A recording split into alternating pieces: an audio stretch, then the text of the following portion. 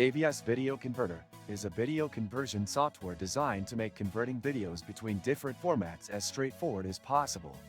When you first open the software, you're greeted with a clean, user-friendly interface.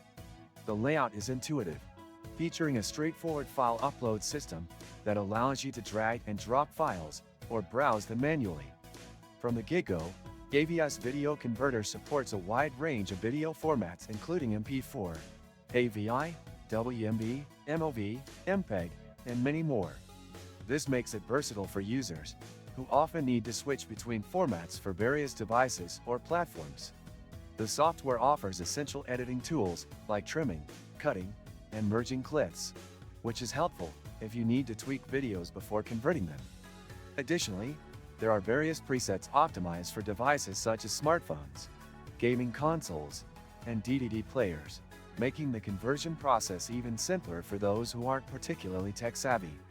One of the standout features is the ability to apply effects and watermarks during conversion, which is a nice touch for those who want to personalize their videos or protect their work.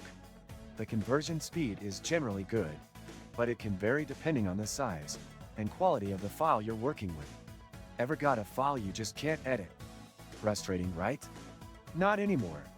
Doka Clipper makes editing, converting, and signing effortless in seconds. This and many other useful links you can find in the description. However, there are a few downsides worth mentioning. While the interface is clean, it feels a bit dated compared to more modern video editing software. Also, the free version of AVS Video Converter leaves a watermark on your converted videos, which can be a deal breaker for some users unless they upgrade to the paid version. Overall, AVS Video Converter is a decent tool for basic video conversion needs, especially if you're looking for something that offers quick presets for different devices.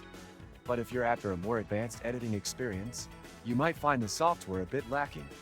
If you found this review helpful, don't forget to hit the like button and subscribe to the channel for more honest reviews and user experiences.